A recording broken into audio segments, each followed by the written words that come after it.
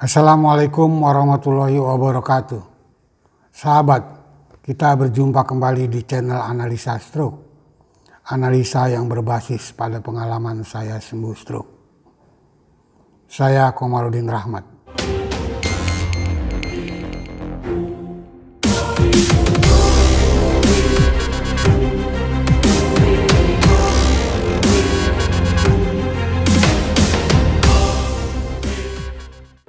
Pada bagian ini saya ingin mengangkat tema tentang bagaimana cara menyembuhkan kesemutan dan kebas akibat stroke. Mengapa saya mengambil tema ini? Karena banyak orang yang menanyakan tentang ini. Dan banyak yang menjadi problem dan menjadi pikiran para stroker. Sehingga mereka ingin mengetahui bagaimana cara mengatasinya. Saya mempunyai pengalaman tentang ini dan juga mengintip beberapa teman yang sudah pulih dari stroke-nya.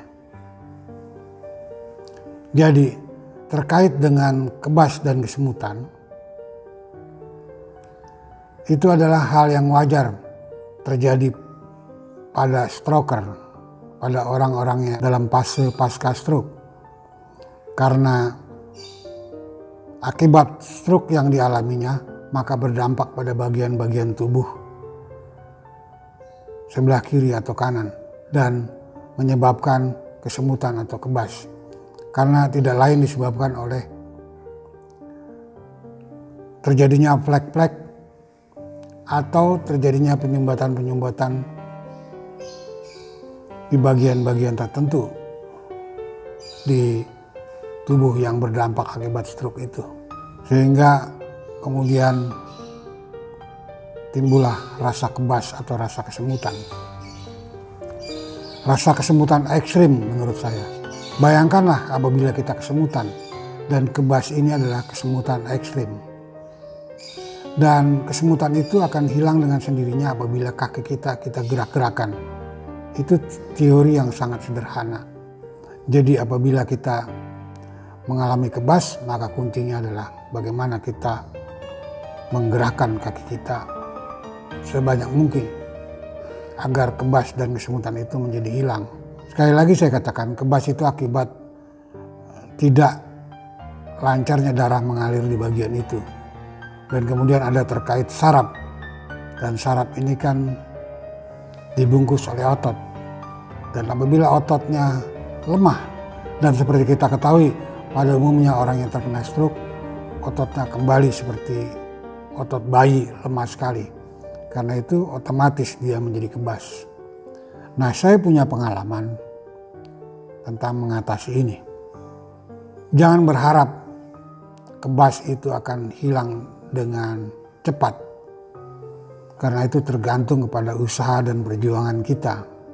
Semakin kuat kita berjuang untuk menguatkan otot dan melancarkan aliran darah di bagian yang terkena kebas tersebut, maka kemungkinannya akan lebih cepat lagi.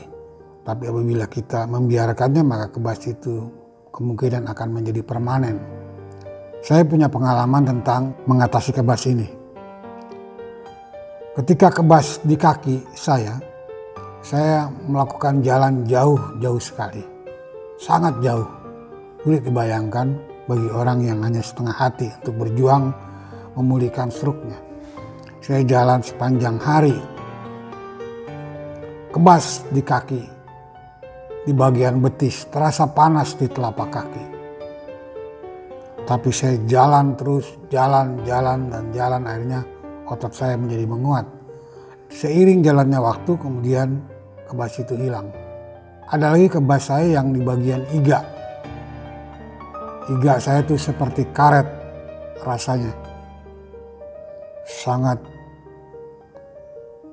tebal rasanya bila dipegang. Begitu juga tangan. Dan ini memakan waktu yang sangat lama dan ini baru saya hilangkan 2 tahun. Yaitu ketika saya mulai bersepeda. Saya bersepeda selama 1 tahun. Saya jalankan dengan jarak yang sangat jauh karena saya berkomunitas. Saya bersepeda misalnya dari Bekasi ke Ancol, itu jaraknya kurang lebih 30 km. Bayangkan kalau bolak-balik berarti 60 km. Bahkan ada yang berjarak 50 km dari Bekasi ke Rengas Dengklok Kerawang.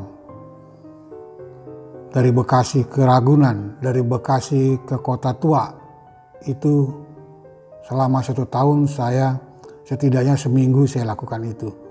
Tapi ketika tidak sedang berkomunitas, saya bersepeda sendiri. Dan jaraknya pun lumayan. Tidak kurang dari 20 km per harinya. Walhasil, kebas yang ada di bagian iga itu hilang. Begitu juga tangan. Itu cara saya menghilangkannya. Kemudian ada lagi kebas di jidat dan di pipi. Ada 2 cara yang saya lakukan ketika saya kebas di pipi dan di jidat. Dan ini terlihat sekali, orang melihat sekali bahwa muka saya pucat. Karena memang masih kebas dan rasa kesemutan di jidat dan di pipi. Ini saya atasi dengan cara saya berjalan kaki dengan menggunakan jaket sauna di tengah terik matahari. Dan itu waktu itu saya belum mengerti nama jaket itu jaket sauna, tapi saya sudah menggunakan jaket itu untuk berjalan. Yang sebetulnya pada waktu itu pikiran saya kesehatan, tapi ternyata setelah saya tahu informasinya bahwa itu adalah jaket sauna, mungkin dari situ kemudian hilangnya. Tapi yang signifikan saya rasakan adalah saya melakukan latihan olah pernapasan. Saya menarik napas dalam-dalam. Saya tarik melalui hidung, kemudian saya tahan sekuat-kuatnya sampai tidak kuat, kemudian saya keluarkan lagi dengan mulut tipis sekali. Saya ulang-ulang. Sehingga lama-kelamaan kebas di pipi dan jidat saya hilang dengan sendirinya. Dan kemudian muka pucat pun hilang. Dan kemudian orang-orang mengatakan bahwa pucat di muka saya sudah hilang. Namun demikian, sahabat, untuk menghilangkan kebas menurut saya bukan hanya di fisik, tetapi juga di bagian dalam. Yang seperti saya katakan, bahwa bagaimana kita agar tidak terjadi lagi kekentalan darah di tubuh kita, agar tidak terjadi lagi kolesterol jahat di tubuh kita, agar tidak terjadi lagi penumpukan lemak di dalam darah. Caranya yaitu dengan pantang makanan yang mengandung lemak jenuh, seperti yang saya katakan berulang-ulang.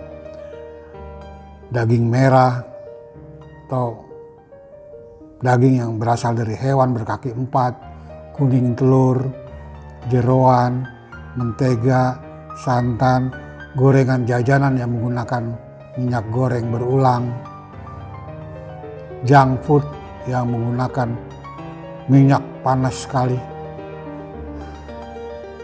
Dan kemudian juga makanan-makanan yang berbahan dasar terigu atau tepung-tepungan, karena itu yang akan menyebabkan lemak di dalam darah kita meningkat. Jadi tetap 2 itu yang harus kita benahi, yaitu bagian dalam dan kemudian bagian luar, melatih diri dengan keras. Tidak ada cara lain untuk memulihkan stroke kecuali kita lakukan itu. Dan jangan sekali-kali menganggap remeh tentang stroke. Kelihatannya kita merasa sudah baik, padahal itu ancaman stroke kedua akan terjadi. Kenapa? Apabila masih ada kebas-kebas, masih ada sirkulasi darah yang kurang baik di tubuh kita, maka potensi stroke kedua akan mudah terjadi. Apalagi orang yang tidak disiplin, merasa bahwa semua sudah oke. Dia merokok, dia makan tongseng, kambing, dan seterusnya. Saya kira saya cukupkan sekian. Mudah-mudahan menjadi inspirasi bagi sahabat semua, dan insya Allah kita akan pulih apabila kita tahu caranya dan kemudian kita disiplin. Assalamualaikum warahmatullahi wabarakatuh.